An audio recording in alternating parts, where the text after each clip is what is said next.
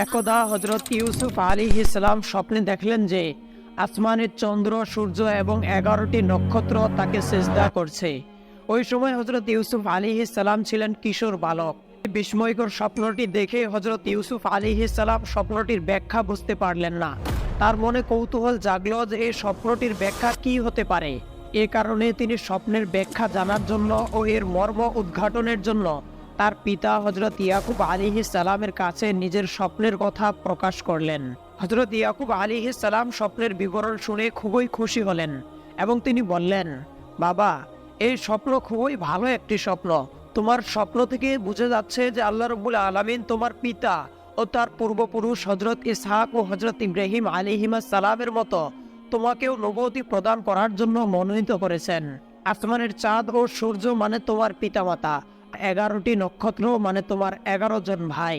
আর সেজদা করার অর্থ হলো আনুগত্য করা, অর্থাৎ তুমি একদিন বাদশাহী লাভ করবে, আর তখন তোমার পিতামাতা ও তোমার 11 জন ভাই তোমার অনুগত ও বাধ্য হয়ে সম্মান প্রদর্শনার্থে তোমাকে সেজদা করবে। হযরত ইউসুফ আলাইহিস সালাম পিতার মুখে স্বপ্নের এই ব্যাখ্যা শুনে যার পরনাই খুশি হলেন এবং আল্লাহ রাব্বুল আলামিনের দরবারে অশেষ শুকরিয়া আদায় করলেন। এরপর হযরত ইয়াকুব আলাইহিস সালাম ইউসুফ আলাইহিস সালামকে সাবধান করে দিয়ে বললেন, বৎস, তুমি এই স্বপ্নটির কথা সদা সর্বদা গোপন রেখো। তোমার বৈমাত্রীয় ভাইয়েরা যেন কোনোভাবেই এই স্বপ্নের কথা জানতে না পারে, কেননা এমনিতেই তো তারা তোমার প্রতি বিদ্বেষ পোষণ করে। তার উপরে যদি তারা এই স্বপ্নের কথা জানতে পারে, তাহলে তোমার সাথে তারা আরো শত্রুতা বাড়িয়ে দিবে এবং তোমাকে হত্যার চেষ্টা করবে। হযরত ইউসুফ আলাইহিস সালাম পিতাকে আশ্বস্ত করে বললেন, আব্বাজান, কোনোভাবেই আমি এই স্বপ্নের কথা কারো নিকট প্রকাশ করব না। তো আমার এই স্বপ্নের কথা জানতে পারবে না ইনশাআল্লাহ। হযরত ইউসুফ আলাইহিস সালাম ও ইয়াকুব আলাইহিস সালাম যখন এই কথোপকথন করছিলেন, তখন ইউসুফ আলাইহিস সালামের বৈমাত্রীয় ভাইদের একজন আড়ালে দাঁড়িয়ে এই কথোপকথন শুনছিল। পিতা পুত্রের এই কথোপকথন শুনে সে আর স্থির থাকতে পারল না। সে অন্য ভাইদের কাছে গিয়ে বলল, হে আমার ভ্রাতারা, তোমরা কি জানো ইউসুফ নাকি স্বপ্নে দেখেছে যে আকাশের চন্দ্র, সূর্য এবং 11টি নক্ষত্র তাকে সেজদা করছে। আর আমাদের পিতা হযরত ইয়াকুব এই স্বপ্নটির ব্যাখ্যা করেছেন ইউসুফকে আল্লাহ রাব্বুল আলামিন একদিন বাদশাহী দান করবেন, আর আমরা সকলেই তার আনুগত্য স্বীকার করে তাকে সিজদা করব। ইউসুফ আলাইহিস সালামের বৈমাত্রীয় ভাইরা এই খবর শুনে তেলে বেগুনে জ্বলে উঠল, কারণ তারা ইতিপূর্বেই দেখেছিল যে হযরত ইয়াকুব আলাইহিস সালাম ইউসুফকে অত্যধিক স্নেহ যত্ন করেন এবং সর্বদাই তার প্রশংসা করেন, আর এটা তাদের সহ্য হতো না। এখন আবার যদি তাকে নবুয়তি দান করা হয়, বাদশাহী দান করা হয়, তাহলে তো আমাদের পিতা তাকে আরো বেশি স্নেহ করবে এবং আমাদের থেকে সম্পূর্ণ মুখ ফিরিয়ে নিবে। তাদের হিংসার আগুন বহুগুণে বৃদ্ধি পেল। অতঃপর তারা নিজেদের মধ্যে পরামর্শ করতে লাগলো যে ইউসুফকে কিভাবে পিতার কাছ থেকে দূর করা যায়। একজন বলল, আমরা সবাই পিতার সন্তান, অথচ ইউসুফ একাই তার সকল স্নেহ ও মায়া মমতার অধিকারী হয়ে বসে আছে। এর একটা প্রতিকার অবশ্যই করতে হবে। আরেকজন বলল, ইউসুফ আমাদের সবারই প্রাণের শত্রু এবং পথের কাঁটা, অতএব অবশ্যই এই কাঁটাকে উপড়ে ফেলতে হবে, আর না হলে কোনোদিনই আমরা আমাদের পিতার স্নেহ ও মমতা পাবো না। আরেকজন বলল, ঠিক কথাই বলেছ, ইউসুফ না থাকলে তখন পিতার স্নেহ ও মমতা আমাদের উপরে এসে পড়বে। আরেকজন বলল, সবই তো বুঝলাম, কিন্তু ইউসুফকে তোমরা কিভাবে পিতার নিকট থেকে দূর করবে? এরপর একজন পরামর্শ দিল, দূর করার আর কি দরকার আছে, আমরা ইউসুফকে হত্যা করে ফেলি, তাহলেই সকল বালা মুসিবত দূর হয়ে যাবে। আমরা তাকে ডেকে নিয়ে আমাদের সাথে ছাগল চড়ানোর কথা বলে নিয়ে যাব, এরপর তাকে খতম করে ফেলব। ইউসুফ আলাইহিস সালামের ভাইদের অপর একজন বলল, ইউসুফ আমাদের ডাকে সাড়া দিয়ে আমাদের সাথে যাবে বলেও মনে হয় না। তাকে আমাদের সাথে যেতে বললে সে বলবে, আগে আমি পিতার কাছ থেকে অনুমতি নিয়ে নিই, তারপরই তোমাদের সাথে যাব। আর আব্বাজানের কাছে এই কথা বললে তিনি কোনোদিন ইউসুফকে আমাদের সাথে ছাড়বেন না। অপর একজন বলল, তাহলে আমরা আব্বাজানের কাছ থেকে অনুমতি নিই, কোনোভাবে ফাঁকি দিয়ে নিতে পারলেই হয়, তারপর বাছাধনকে দেখিয়ে ছাড়বো 11টি নক্ষত্র আর চাঁদ সূর্য কিভাবে তাকে সিজদা করে। রুবেল নামে হযরত ইউসুফ আলাইহিস সালামের যেই বৈমাত্রীয় ভাইটি ছিল, তার অন্তর সবার মতো অতটা কঠোর ছিল না, কিছুটা দয়ামেয়া তার অন্তরে ছিল। সে বলল, ইউসুফকে হত্যা করা ঠিক হবে না। যদি কিছু করতেই চাও, তাহলে এমন কিছু করো যাতে সে বেঁচে থাকে, অথচ আমাদের আব্বার চোখ থেকেও আড়াল হয়ে যায়। একেবারে তাকে মেরে ফেলাটা আমি ভালো মনে করছি না। হাজার হলেও ইউসুফ আমাদের ভাই, বরং আমরা তাকে কোনো একটা গভীর কূপে নিক্ষেপ করি। এরপর তাকে কোনো মুসাফির হয়তোবা তুলে নিয়ে চলে যাবে। এতে ইউসুফও বেঁচে থাকবে এবং পিতার চক্ষু থেকেও অন্তরাল হয়ে যাবে। ইউসুফ আলাইহিস সালামের সকল ভাইয়েরা রুবেলের কথাকে যুক্তিসঙ্গত মনে করল এবং তারা সিদ্ধান্ত নিল যে ইউসুফকে কূপে নিক্ষেপ করা হবে। বৈমাত্রীয় ভাইগণ গভীর ষড়যন্ত্রে লিপ্ত হলো। কি করে ইউসুফকে ঘরের বাইরে দূর করা যায় এবং কিভাবে ফন্দি আটা যায়, এটা তারা চিন্তা ভাবনা করতে লাগলো। তারই কার্যক্রম স্বরূপ প্রথমত তারা হযরত ইউসুফ আলাইহিস সালামকে ফুসলিয়ে তাদের সাথে নিয়ে যাবার প্রচেষ্টায় লিপ্ত হলো। তারা হযরত ইউসুফ আলাইহিস সালামকে বলল, ভাই ইউসুফ, আমরা প্রতিদিন মাঠে ছাগল ও পশু চরাতে যাই। সেখানে আমরা যে শুধু পশু চড়িয়েই সময় কাটাই এমনটি নয়, বরং বিভিন্ন ধরনের খেলাধুলা ও আমোদ প্রমোদের ব্যবস্থাও সেখানে রয়েছে। তাছাড়া পাহাড় ও বন জঙ্গলের নয়নাভিরাম ও মনোমুগ্ধকর দৃশ্য রয়েছে, যে দৃশ্যগুলি দেখলে তোমার মন প্রফুল্ল হয়ে উঠবে। সহজ সরল হযরত ইউসুফ আলাইহিস সালাম এসব দৃশ্য দেখার জন্য ও ভাইদের সাথে খেলাধুলা করার জন্য উৎসুক হয়ে উঠলেও পিতার অনুমতি ছাড়া তিনি যেতে চাইলেন না। বৈমাত্রীয় ভাইরা হযরত ইউসুফ আলাইহিস সালামের আগ্রহ দেখে কিছুটা আশ্বস্ত হলো। এরপর তারা সকলে হযরত ইয়াকুব আলাইহিস সালামের কাছে গিয়ে বলল, আব্বাজান, বিগত বসন্তকালে আমরা যখন মেষ চড়ানোর জন্য বনে গিয়েছিলাম, তখন ইউসুফকে সঙ্গে নেওয়ার জন্য আবেদন জানালেও আপনি আমাদেরকে অনুমতি দেননি। এজন্য তার পক্ষে পাহাড় পর্বত বন জঙ্গলের নয়নাভিরাম দৃশ্য দেখার সৌভাগ্য হয়নি। এবার আবার বসন্তকাল এসে গেছে, বনে রং বেরঙের ফুল ফুটেছে, তার সুবাসে আকাশ বাতাস মুখরিত হয়ে রয়েছে, চারিদিকে বসন্তের জীবন্ত সমারোহ। এমন সুন্দর পরিবেশ দর্শনে আমাদের ভাই ইউসুফকে সাথে না নিলে আমরা অত্যন্ত নিরানন্দ হব। আব্বাজান, মেহেরবানি করে এবার আপনি ইউসুফকে আমাদের সঙ্গে যাওয়ার অনুমতি দিন। হযরত ইয়াকুব আলাইহিস সালাম বললেন, বৎসগণ, তোমরা তো ভালো করেই জানো ইউসুফকে ছেড়ে আমি এক মুহূর্তও থাকতে পারি না। এ অবস্থায় কিভাবে আমি তাকে তোমাদের সাথে বনে পাঠিয়ে দিব? তাছাড়া আমার ভয় হচ্ছে যে তোমরা তোমাদের কাজে অমনোযোগী হয়ে পড়বে আর এদিকে তাকে বাঘ এসে ধরে নিয়ে চলে যাবে। ইয়াকুব আলাইহিস সালামের পুত্রগণ বলল, আমরা সকলেই সাহসী ও শক্তিশালী যুবক, আমাদের একজনও যদি ইউসুফের সাথে থাকে তাহলে নেকড়ে কেন, নেকড়ের বাপেরও শক্তি নেই যে ইউসুফের কোনো ক্ষতি করবে। আপনি এই বিষয়ে একেবারে নিশ্চিন্ত থাকুন।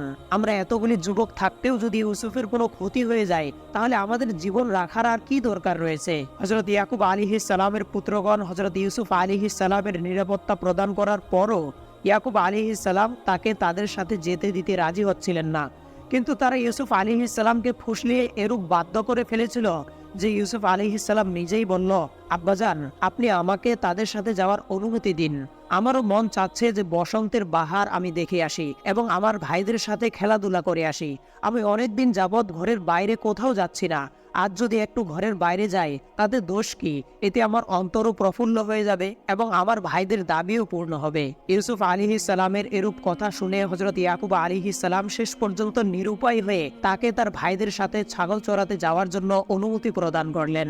এরপর তিনি হযরত ইউসুফকে গোসল করিয়ে উত্তম পোশাকে আচ্ছাদিত করে সুগন্ধি মাখিয়ে আনার জন্য নির্দেশ দিলেন। নয়নের পুত্তলি হযরত ইউসুফকে যখন উত্তম পোশাকে সজ্জিত করে তার নিকট নিয়ে আসা হলো, তখন হযরত ইয়াকুব আলাইহিস সালাম তাকে বুকে জড়িয়ে ধরলেন এবং তার কপালে চুম্বন দিয়ে অশ্রুসিক্ত নয়নে ভাইদের সাথে তাকে বিদায় জানালেন। হযরত ইউসুফ আলাইহিস সালাম ভাইদের সাথে যাত্রার প্রাক্কালে আবারও হযরত ইয়াকুব আলাইহিস সালাম পুত্রদেরকে সাবধান করলেন। বিশেষ করে বড় পুত্র ইয়াহুদাকে বললেন, দেখো ইয়াহুদা, তুমি সকলের বড়, তোমার ছোট ভাইকে আমি তোমারই হেফাজতে দিলাম, দেখাশোনার ভার তোমার উপরে অর্পণ করলাম। তার জন্য কোনো ক্ষতি না হয়, কোনো অসুবিধা না হয়, সেদিকে সর্বদা সজাগ দৃষ্টি রাখবে। হযরত ইউসুফ আলাইহিস সালাম এইভাবে ভাইদের সাথে বসন্তের বন উৎসব দেখার জন্য চললেন। প্রকৃতির অজানা নয়নাভিরাম দৃশ্য অবলোকনের প্রবল আকাঙ্ক্ষা ও দুর্বার ইচ্ছা নিয়ে তিনি যাত্রা করলেন ভাইদের সাথে। হযরত ইয়াকুব আলাইহিস সালাম বহুদূর পর্যন্ত যাত্রা পথের দিকে চেয়ে রইলেন। তার মনে এক অজানা আশঙ্কার ছাপ, দুচোখ দিয়ে তার অশ্রু গড়িয়ে পড়ছিল। এদিকে পিতার দৃষ্টিসীমার মধ্যে ভাইরা হযরত ইউসুফ আলাইহিস সালামকে অনেক আদর যত্ন দেখালো এবং মধুর আলাপ করতে করতে সামনে এগিয়ে চলল। কিন্তু যেই না পিতার দৃষ্টির আড়াল হলো, অমনি শুরু হলো তাদের হিংস্রতা। কেউ হযরত ইউসুফ আলাইহিস সালামকে চর থাপ্পড় মারা শুরু করলো, কেউ তার নরম কোমল শরীরে কিল ঘুষি মারতে শুরু করে দিল। কোমল প্রাণ কিশোর ইউসুফ আলাইহিস সালাম ভাইদের এরূপ হঠাৎ পরিবর্তনে একেবারে দিশেহারা হয়ে পড়লেন। বিজন মরুভূমিতে এতগুলি শত্রু পরিবেষ্টিত অবস্থায় তিনি একেবারে অসহায়ের মতো চেয়ে রইলেন। তিনি বললেন, হে আমার ভাইরা, তোমরা আমাকে কেন মারছ? আমি কি দোষ করেছি? তারা পৈশাচিক ভঙ্গিতে তাকে জিজ্ঞাসা করল, কিরে ইউসুফ, তোকে নাকি আকাশের চন্দ্র সূর্য ও 11টি নক্ষত্র সেজদা করছে, এখন তারা কোথায়? ডাক তাদেরকে। ভাইদের এরূপ নিষ্ঠুর অত্যাচারে হযরত ইউসুফ আলাইহিস সালাম কাঁদতে লাগলেন, কিন্তু তার কান্না দেখে হিংসাপরায়ণ ভাইদের মনে বিন্দুমাত্র দয়ার উদ্রেক হলো না। এভাবে মারতে মারতে তারা হযরত ইউসুফ আলাইহিস সালামকে বহু দূর নিয়ে চলে গেল। যেতে যেতে তারা পথের পাশে একটি অন্ধকার কূপ দেখতে পেল। কূপটি দেখে তারা বলল, এসো ভাইরা, এই কূপের মধ্যে ইউসুফকে নিক্ষেপ করি। অতঃপর সিদ্ধান্ত মোতাবেক ইউসুফকে পরিত্যক্ত কূপের মধ্যে নিক্ষেপ করার জন্য তাকে কূপের নিকট নিয়ে গেল। এরপর এক গাছি দড়ি দিয়ে ইউসুফ আলাইহিস সালামের কোমর শক্তভাবে বেঁধে নিল। ভাইদের এরূপ কার্যক্রম দেখে ইউসুফ আলাইহিস সালাম বলল, হে আমার প্রিয় ভাইরা, তোমরা কেন আমার সাথে এরূপ নিষ্ঠুরতা করছো? আমি কি তোমাদের কোনো ক্ষতি করেছি? তোমরা আমার উপর দয়া করো। তোমরা পিতার নিকট ফিরে গিয়ে এর জন্য কি জবাব দিবে? তিনি আমাকে তোমাদের আমানতে ও হেফাজতে দিয়েছিলেন এবং তোমরা আমাকে হেফাজত করার প্রতিশ্রুতি দিয়েছিলে, কিন্তু এখন তোমরা তোমাদের প্রতিশ্রুতি ভঙ্গ করে কেন আমার সাথে এরূপ নিষ্ঠুরতা করছো? ইউসুফ আলাইহিস সালামের এরূপ কথায় কারো মনে একটুও দয়া হলো না, বরং তার প্রতি তাদের নিষ্ঠুরতা ক্রমেই বেড়ে চলল। শেষ পর্যন্ত ইউসুফ আলাইহিস সালাম বড় ভাই ইয়াহুদার দামান ধরে রোদন করতে করতে বলতে লাগলো, হে আমার বড় ভাই, আব্বাজান আমাকে তোমার হাতে সঁপে দিয়েছিলেন, এবার তুমি তোমার দায়িত্ব পালন করো। তুমি আমাকে এদের নিষ্ঠুরতা থেকে রক্ষা করো। কিন্তু ইউসুফের অনুরোধ ইয়াহুদার মনে একটু দয়ার সৃষ্টি করতে পারল না। সে বলল, তোমাকে রক্ষা করার মতো আজকে আর কেউ নেই, তোমাকে অবশ্যই শাস্তি পেতে হবে। তুমি এতদিন পিতার সকল স্নেহ একাই ভোগ করেছ, আর তোমার কারণে আমাদেরকে পিতা তার স্নেহ থেকে বঞ্চিত রেখেছিল। অতএব তোমাকে আমরা তার দৃষ্টির আড়াল করবই এবং তার সকল স্নেহের ভাগীদার আমরা হব। এরপর সকলে মিলে হযরত ইউসুফ আলাইহিস সালামকে কূপের মধ্যে ঝুলিয়ে নামিয়ে দিতে লাগলো। ইউসুফ আলাইহিস সালাম তখনও মাটি স্পর্শ করেনি। এমন সময় শামুন নামক তাদের এক ভাই নিষ্ঠুর হৃদয়হীনের মতো এক কোপে ঝুলন্ত রশি কেটে ফেলল। তার উদ্দেশ্য ছিল হযরত ইউসুফ আঘাত খেয়ে হয়তো মরে যাবে অথবা মৃত্যুর দিকে এগিয়ে যাবে। এই সময় আল্লাহ রাব্বুল আলামিন হযরত জিবরাইল আলাইহিস সালামকে হুকুম দিলেন, হে জিবরাইল, তুমি যাও, আমার নবী ইউসুফের যাতে কোনো ক্ষতি না হয়, কূপে পতিত হওয়ার আগেই তুমি তাকে রক্ষা করো। আল্লাহ রাব্বুল আলামিনের হুকুম পেয়ে হযরত জিবরাইল আলাইহিস সালাম সাথে সাথে সেই কূপের তলদেশে এসে কূপের নিচে পতিত হবার আগেই হযরত ইউসুফ আলাইহিস সালামকে ধরে ফেললেন। এরপর একখানা বেহেশতি পাথর এনে তার উপর হযরত ইউসুফ আলাইহিস সালামকে বসিয়ে দিলেন, আর এর মাধ্যমে হযরত ইউসুফ আলাইহিস সালামের জান রক্ষা পেল। এই হৃদয় বিদারক ঘটনাটি সংগঠিত করে বৈমাত্রীয় ভাইরা একজন চাকরকে সেখানে নিযুক্ত করে রাখলো। তারা তাকে বলল, তুমি দেখবে, যদি কোনো পথিক ইউসুফকে কূপ থেকে উত্তোলন করে তাহলে সাথে সাথে সেই সংবাদ আমাদেরকে জানিয়ে দিবে। এরপর তারা সেখান থেকে চলে গেল এবং পিতার নিকট কি যুক্তি দাঁড় করানো যায় সেজন্য পরামর্শ করতে লাগলো। একজন বলল, তোমরা একটা ছাগল জবেহ করো, তার রক্তে ইউসুফের জামা রক্তিম করো। এরপর আমরা পিতাকে গিয়ে বলবো, আব্বাজান, ইউসুফকে বাঘে খেয়ে ফেলেছে। পরামর্শটি সকলেরই পছন্দ হলো। সুতরাং পরামর্শ মোতাবেক তারা একটি ছাগল জবেহ করলো এবং তার রক্তে ইউসুফ আলাইহিস সালামের জামা কাপড়গুলো রক্তিম করা হলো। অতঃপর রক্তাক্ত জামা নিয়ে কৃত্রিম রোদন করতে করতে তারা তাদের পিতার নিকট গিয়ে বলল, আব্বাজান, সর্বনাশ হয়ে গেছে। আমরা সকলে খেলাধুলা করছিলাম আর ইউসুফকে আমাদের জিনিসপত্রগুলি দেখার দায়িত্ব দিয়েছিলাম। খেলাধুলার কারণে আমরা ইউসুফের প্রতি সকলেই অমনোযোগী হয়ে পড়েছিলাম। খেলাধুলা শেষে আমরা এসে দেখলাম ইউসুফকে বাঘে আক্রমণ করে খেয়ে ফেলেছে। এই দেখুন তার রক্তাক্ত জামা। হযরত ইয়াকুব আলাইহিস সালাম পুত্রদের মুখে এই দুঃসংবাদ শুনে একেবারে অস্থির হয়ে পড়লেন। পৃথিবী তার কাছে অন্ধকার হয়ে আসতে লাগলো। তিনি চেতনা হারিয়ে ফেলবার উপক্রম হলেন। এরপর তিনি বহু কান্নাকাটি করে হযরত ইউসুফ আলাইহিস সালামের রক্তাক্ত জামা উল্টে পাল্টে দেখতে লাগলেন। তিনি আশ্চর্যান্বিত হয়ে দেখলেন যে ইউসুফ আলাইহিস সালামের জামার কোথাও এতটুকুও ছিঁড়ে ফাড়া নেই। এরপর তিনি পুত্রদেরকে প্রশ্ন করলেন, হে আমার পুত্ররা, ইউসুফকে কেমন বাঘে খেলো যেই বাঘটি আমার ইউসুফকে খেয়ে ফেললো, অথচ তার জামা এতটুকুও ছিঁড়ার প্রয়োজন হলো না? আমি তো ইউসুফের জামার কোথাও কোনো ছিঁড়ে ফেলার নিশানা দেখছি না, তাহলে কিভাবে বাঘ তাকে ভক্ষণ করলো? ইয়াকুব আলাইহিস সালামের মুখে এই প্রশ্ন শুনে তারা হতভম্ব হয়ে গেল। তারা ঠিক করতে পারছিল না যে এর সঠিক উত্তর তারা কি দিবে। এরপর তারা বলল, আব্বাজান, আপনি আমাদের কথা বিশ্বাস করুন, আর যদি আপনি বিশ্বাস নাই করেন অবশ্যই আমরা এই ব্যাপারে আপনার কাছে উপযুক্ত প্রমাণ পেশ করব।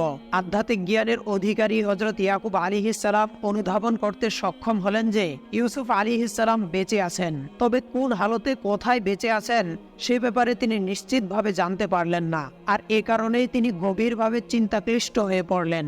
এরপর তিনি পুত্রদেরকে বললেন, তোমরা নিজেদের প্রবৃত্তি অনুসারে যা বলছো সে ব্যাপারে আমি আমার আল্লাহর কাছে সাহায্য প্রার্থনা করছি এবং তারই উপর নির্ভর করে ধৈর্য ধারণ করছি। এখন তোমরা আমার সামনে থেকে দূর হয়ে যাও এবং আমাকে একা থাকতে দাও। পিতার এরূপ কথা শুনে তারা খুবই দুশ্চিন্তাগ্রস্ত হয়ে পড়ল।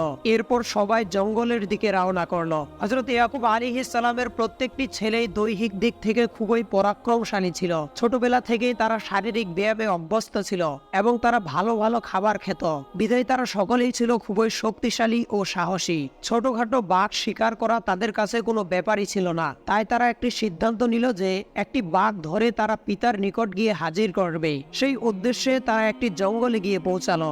জঙ্গলের মধ্যে প্রবেশ করে তারা দেখতে পেল এক পাহাড়ের পাদদেশে একটি বাঘ শুয়ে রয়েছে। তারা আস্তে আস্তে বাঘটির নিকটবর্তী হয়ে তাকে রশি দ্বারা বেঁধে ফেলল। বাঘটি খুবই দুর্বল ছিল, বিধায় কোনো ছুটাছুটি করলো না। অতঃপর তারা বাঘের মুখে কিছুটা রক্ত মাখিয়ে দিল, যেন সেটাকে দেখলে মনে হয় যে ইতিপূর্বে সে কোনো প্রাণী ভক্ষণ করেছে। এরপর তারা বাঘটিকে হযরত ইয়াকুব আলাইহিস সালামের সামনে এনে হাজির করলো এবং বলল, আব্বাজান, এই যে বাঘটি দেখছেন এটি ইউসুফকে ভক্ষণ করেছে। বিশ্বাস না হলে দেখুন, এখনো তার মুখে রক্ত লেগে রয়েছে। হযরত ইয়াকুব আলাইহিস সালাম বাঘটির হাত পায়ের বাঁধন খুলে দিতে বললেন। তারা বাঘটির হাত পায়ের বাঁধন খুলে দিল। এরপর বাঘটি শান্তশিষ্ট হয়ে বসল।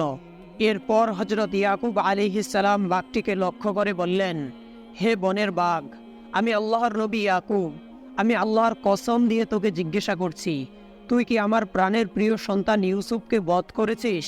আল্লাহ তাআলার হুকুমে বাঘের জবান খুলে গেল এবং শান্তভাবে বাঘটি জবাব দিল, হে আল্লাহর নবী, নবীদের রক্ত মাংস আমাদের জন্য হারাম। মানুষ হারাম খায়, মিথ্যা কথা বলে, আল্লাহ তাআলার আদেশ লঙ্ঘন করে, কিন্তু আমরা বনের পশুরা কোনোদিন হারাম খায় না, মিথ্যা কথা বলি না, আল্লাহর আদেশ লঙ্ঘন করি না। হে আল্লাহর নবী, আমি আল্লাহর কসম করে বলছি, আমি আপনার সন্তান ইউসুফকে বধ করিনি এবং তার রক্ত মাংসও ভক্ষণ করিনি। আমি আজ কয়েকদিন যাবৎ খুব পেরেশানির মধ্যে দিয়ে দিন কাটাচ্ছিলাম, কারণ আমার এক ভাই কিছুদিন পূর্বে নিখোঁজ হয়েছে। আমি তার খোঁজে সকল বন জঙ্গল পাহাড় পর্বত তন্ন তন্ন করে বেড়াচ্ছি। বিগত 3 দিন যাবৎ কোনো খাদ্য খাবার আমি খেতে পারিনি। খুবই দুর্বল ও ক্লান্ত অবস্থায় এক পাহাড়ের পাদদেশে আমি ঘুমিয়েছিলাম। এমন সময় আপনার ছেলেরা আমাকে এসে ধরে ফেলল, এমনকি পথিমধ্যে একটি ছাগল জবেহ করে তার রক্ত আমার মুখে লাগিয়ে দিল। হে আল্লাহর নবী, এখন আপনার যা মর্জি তাই করুন, তাতে আমার কোনো আপত্তি নেই। হযরত ইয়াকুব আলাইহিস সালাম বাঘের মুখের জবানবন্দি শুনে তাকে ভালো খাবার খেতে দিলেন এবং বললেন, হে বনের বাঘ, তুমি তোমার আবাসস্থলে চলে যাও। অতঃপর ছেলেদেরকে লক্ষ্য করে তিনি বললেন, তোমরা তোমাদের উদ্দেশ্য সফল করেছ, আর আমার জন্য থাকলো ধৈর্য ধরার ভাগ্য। আমি ইউসুফকে আল্লাহ তাআলার জিম্মায় রেখে দিলাম, আর আমি নিজের জন্য আল্লাহর নিকট ধৈর্য ধারণ করার শক্তি কামনা করছি। এই বলে তিনি ছেলেদেরকে চলে যেতে বললেন। হযরত ইউসুফ আলাইহিস সালাম কূপের মধ্যে 3 দিন অবস্থান করেন বলে জানা যায়। তিনি উক্ত কূপে বসে আল্লাহ রাব্বুল আলামিনের জিকিরে মশগুল ছিলেন। হযরত জিবরাইল আলাইহিস সালাম তার জন্য সময়মতো খাবার পরিবেশন করতেন এবং তাকে সান্ত্বনা প্রদান করতেন। হযরত জিবরাইল আলাইহিস সালাম তাকে বললেন, হে আল্লাহ তাআলার নবী, আল্লাহ রাব্বুল আলামিন আপনাকে আগামীতে নবুয়তি প্রদান করবেন এবং সেই সাথে এক বিশাল রাজ্যের অধিপতি হিসাবে সম্মান দান করবেন। সেই রাজ্যটি পৃথিবীর সর্বশ্রেষ্ঠ সম্পদশালী রাজ্য হিসেবে প্রতিষ্ঠিত হবে। তখন আপনার সৎ ভাইয়েরা আপনার নিকট আত্মসমর্পণ করবে এবং করুণা ভিক্ষা করবে। তবে এই সমস্ত নিয়ামত দান করার পূর্বে আল্লাহ তাআলা আপনাকে ধৈর্য, সহিষ্ণুতা ও ত্যাগ তিতিক্ষার ক্ষেত্রে উপযুক্ত এক ব্যক্তিত্ব হিসাবে তৈরি করার উদ্দেশ্যে কঠিন দুঃখ ও কষ্ট নির্যাতনের সম্মুখীন করবেন। এই কঠিন সময়ে ধৈর্য ও আল্লাহর সাহায্য প্রার্থনার মাধ্যমে আপনাকে কামিয়াব হতে হবে। হযরত ইউসুফ আলাইহিস সালাম জিবরাইল আলাইহিস সালামের এই সমস্ত কথা শুনে আল্লাহ রাব্বুল আলামিনের দরবারে শুকরিয়া আদায় করলেন। হযরত ইউসুফ আলাইহিস সালাম যেই কূপে নিক্ষিপ্ত হয়েছিলেন তা ছিল একটি পরিত্যক্ত কূপ এবং তার পানি ব্যবহারের অনুপযুক্ত ছিল, কিন্তু আল্লাহ রাব্বুল আলামিনের রহমতে হযরত ইউসুফ আলাইহিস সালাম সেই কূপে নিক্ষিপ্ত হবার বরকতে কূপটির পানি মিষ্টি ও ব্যবহারযোগ্য হয়ে গেল। একদা একটি ব্যবসায়ী কাফেলা মাদায়েন থেকে পণ্য সামগ্রী নিয়ে মিশরের পথে যাত্রা করে ঘটনাক্রমে পথ ভুলে হযরত ইউসুফ আলাইহিস সালাম যে কূপে নিক্ষিপ্ত হয়েছিলেন তার নিকট এসে তারা পৌঁছে যায়। স্থানটি বিশ্রাম উপযোগী ছিল, এ কারণে কাফেলাটি সেখানে তাঁবু খাটালো। সেই কাফেলার সর্দারের নাম ছিল মালিক ইবনে জিগর। দীর্ঘ সফরের কারণে তারা অনেক ক্লান্ত শ্রান্ত হয়ে পড়েছিল। অতঃপর কাফেলার সর্দার তার এক দাসকে নিকটস্থ কূপটি থেকে পানি সংগ্রহের নির্দেশ দিল। নির্দেশ মোতাবেক দাসটি পানি সংগ্রহের জন্য বালতিতে রশি বেঁধে কূপের মধ্যে বালতিটি নামিয়ে দিল। হযরত ইউসুফ আলাইহিস সালাম কূপের মধ্যে বালতি দেখে এটাকে আল্লাহর রহমত মনে করলেন এবং নিজে বালতির উপর বসে শক্ত করে তার রশি ধরলেন। এরপর দাসটি বালতি উপরে উঠানোর চেষ্টা করল, কিন্তু অত্যধিক ভারী হওয়ায় সে একা আর বালতিটি উপরে উঠিয়ে আনতে পারল না। এ কারণে সাহায্যের জন্য সে অন্য একজন লোককে ডেকে আনলো। উভয়ে সজোরে বালতি টেনে উপরে তুলে আনলো। বালতি উপরে উঠিয়ে তারা দেখতে পেল একজন সুদর্শন বালক বালতির রশি ধরে বসে আছে। এই দৃশ্য দেখে তারা ভীষণ আশ্চর্যান্বিত হলো এবং কোনো মতে বালতি সমেত সুদর্শন বালকটিকে উপরে তুলে আনলো। বালকটিকে দেখে বিস্ময়ে হতবাক হয়ে তারা বলল, এ কি দেখছি আমরা? এ তো এক পরম সুন্দর কিশোর বালক। অতঃপর তারা বালকটিকে দলপতি মালিক ইবনে জিগরের কাছে নিয়ে গেল। বালকটির সৌন্দর্য ও লাবণ্য দেখে মালিক ইবনে জিগর খুবই অবাক হলেন। তিনি জীবনে এত সুন্দর রূপ ও লাবণ্যে সমৃদ্ধ কোনো মানুষকে দেখেননি। কেউ কেউ বলতে লাগলো, এ তো মানুষ নয়, ফেরেশতা। মানুষের কি এত রূপ হতে পারে? এ সময় ইউসুফ আলাইহিস সালামের ভাইয়েরা সেখানে এসে উপস্থিত হয়ে গেল। তখন তারা বলল, এই ছেলেটি আমাদের গোলাম। সে দুদিন পূর্বে কাজের ভয়ে আমাদের ঘর থেকে পালিয়ে এসেছে। সম্ভবত বাঘের তাড়া খেয়ে সে কূপে পতিত হয়েছে। এখন তাকে আমাদের কাছে ফেরত দাও, নয়তো উপযুক্ত মূল্য দিয়ে খরিদ করে নিয়ে যাও। এই ধরনের গোলাম রেখে আমাদের কোনো লাভ নেই। হযরত ইউসুফ আলাইহিস সালাম ভাইদের উক্তি শুনে প্রকৃত ঘটনাটি কাফেলার নিকট প্রকাশ করতে উদ্যত হলেন। অমনি তার ভাইরা ইব্রানি ভাষায় তাকে ধমক দিয়ে বলল, যদি তুমি সত্য ঘটনাটি কাফেলার কাছে প্রকাশ করে দাও তাহলে কাফেলার হাত থেকে আমরা তোমাকে নিয়ে দূরে কোনো জঙ্গলে হত্যা করে আসব। তাদের এই হুমকি শুনে হযরত ইউসুফ আলাইহিস সালাম ভয় পেয়ে গেলেন এবং তিনি আর কোনো কিছুই প্রকাশ করলেন না। বণিকেরা ইব্রানি ভাষা জানতো না, তাই তারা হযরত ইউসুফ ও তার ভাইদের কথাবার্তা কিছুই বুঝতে পারল না। ইউসুফ আলাইহিস সালামের ভাইরা বলল, তোমরা ওকে ক্রয় করলে করতে পারো, আমরা তাকে বিক্রয় করে দেব। বণিক সর্দার বলল, পণ্য ক্রয় করার ফলে আমার হাতে কোনো টাকা পয়সা নেই, মাত্র 20 দিরহাম আছে। তোমরা যদি এর বিনিময়ে গোলামটিকে বিক্রি করো তাহলে আমি ক্রয় করতে পারি। হযরত ইউসুফ আলাইহিস সালামের ভাইয়েরা তাতেই রাজি হয়ে গেল, কারণ তাদের উদ্দেশ্য ছিল আপদ দূর করা এবং এর মাঝে যদি 20 দিরহাম পাওয়া যায় তাহলে আর ক্ষতি কিসের। দলপতি জিগর হযরত ইউসুফ আলাইহিস সালামের ভাইদেরকে বলল, আপনারা যে এই গোলাম আমার কাছে বিক্রি করলেন তার একটি লিখিত সনদ আমাকে দিয়ে দিন। কথা মতো তারা তাকে একটি লিখিত সনদ হস্তান্তর করল এবং সকলেই সেই সনদে স্বাক্ষর করল। লেনদেন সমাধা করে বণিকেরা দেশের উদ্দেশ্যে রওনা করল। হযরত ইউসুফ আলাইহিস সালামের ভাইয়েরা বণিক সর্দারকে বলল, গোলামটি অত্যন্ত ধূর্ত, সে পালিয়ে যেতে পারে, অতএব তোমরা এর পায়ে বেড়ি পরিয়ে রাখো। এই কথা বলার দ্বারা ভাইদের উদ্দেশ্য ছিল নিজেদের নিরাপত্তা। তাদের চিন্তা ছিল যে যদি ইউসুফ কোনোভাবে নিষ্কৃতি লাভ করতে পারে এবং পিতার নিকট পৌঁছে যায় তাহলে তাদের অবস্থা ভালো হবে না। তাই তারা ইউসুফের পায়ে বেড়ি লাগিয়ে রাখার প্রস্তাব করলো। শুধু তাই নয়, কাফেলা রওনা করলে তারা কাফেলার পিছনে পিছনে অনেক দূর পর্যন্ত এগিয়ে যেতে লাগলো, যাতে বণিক সর্দার তাকে অত্র এলাকার কোনো জায়গায় বিক্রি করতে না পারে। হযরত ইউসুফ আলাইহিস সালাম ভাইদের এরূপ আচরণে ভীষণ কষ্ট পেলেন, যা তিনি কারো কাছে ব্যক্ত করতে পারছিলেন না। দ্বিতীয়ত, নিজের মাতৃভূমি, পিতামাতা, আত্মীয় স্বজনদের মায়া ছিন্ন করে আজ তিনি অনাথের ন্যায় বিদেশি বণিকদের সাথে চলে যাচ্ছেন এক অজানা দেশে। অবিরল ধারায় হযরত ইউসুফ আলাইহিস সালামের দুই চোখ দিয়ে অশ্রু প্রবাহিত হতে লাগলো। তিনি বারবার পিছনে ফিরে তার দেশ কেনানের সর্বশেষ স্মৃতিগুলি দেখতে লাগলেন। নবী করিম সাল্লাল্লাহু আলাইহি ওয়াসাল্লাম বলেন, ইন্নাল্লাহ বিগজুল ফাহিশাল মাজিয়া, নিশ্চয় আল্লাহ তাআলা অশ্লীলতা ও দুশ্চরিত্র লোককে ঘৃণা করেন। নবী করিম সাল্লাল্লাহু আলাইহি ওয়াসাল্লাম বলেন, দুর্নীতি ওই লোক সবচেয়ে নিকৃষ্ট, যার থেকে সমাজের লোকেরা, এলাকার লোকেরা মুখ ফিরিয়ে নেয় তার অশ্লীলতার কারণে, অশালীনতার কারণে, দুশ্চরিত্রের কারণে। যে লোক থেকে সমাজের লোকেরা মুখ ফিরিয়ে নেয় তাকে সবাই ঘৃণা করে। লোকটা অনেক খারাপ কাজ করে, অনেক গালিগালাজ করে, দুশ্চরিত্র লোকটা।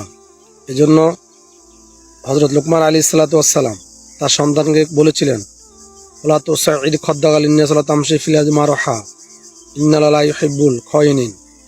হে আমার সন্তান, তুমি কখনো অহংকার বশত জমিনে চলাফেরা করো না, গর্ব করো না। তুমি ভদ্রভাবে, নম্রভাবে চলাফেরা করবে, কারণ আল্লাহ তাআলা নম্র, ভদ্র, শালীন, শুভ্রলোককে ভালোবাসেন, মহব্বত করেন। তুমি অহংকার করবে না। আল্লাহ তাআলা বলতেছেন সূরা আম্বিয়ার 35 নম্বর আয়াতে, কুল্লু নাফসিন যায়িকাতুল মাউত ওয়া নাবলুকুম বিশ-শাররি ওয়াল খায়রি ফিতনা ওয়া ইলাইনা তুরজাউন। সবাইকে মৃত্যুবরণ করতে হবে, তবে তোমাদেরকে দুনিয়াতে আমি আল্লাহ তাআলা পরীক্ষা করব। পরীক্ষার ফলাফল পাওয়ার জন্য আমার কাছেই তোমাদেরকে ফিরে আসতে হবে। সূরা আলী ইমরান 185 নম্বর আয়াতে আল্লাহ বলতেছেন, কুল্লু নাফসিন যায়িকাতুল মাউত ওয়া ইন্নামা তুওয়াফাউনা উজুরাকুম ইয়াওমাল কিয়ামা ওয়া মান যুহজিয়া আনিন নার ওয়া উদখিলাল জান্নাহ ফাকাদ ফাজ। সবাইকে মৃত্যুবরণ করতে হবে, তবে কিয়ামতের দিনে আমি আল্লাহ তাআলা তোমাদেরকে প্রতিদান দিব।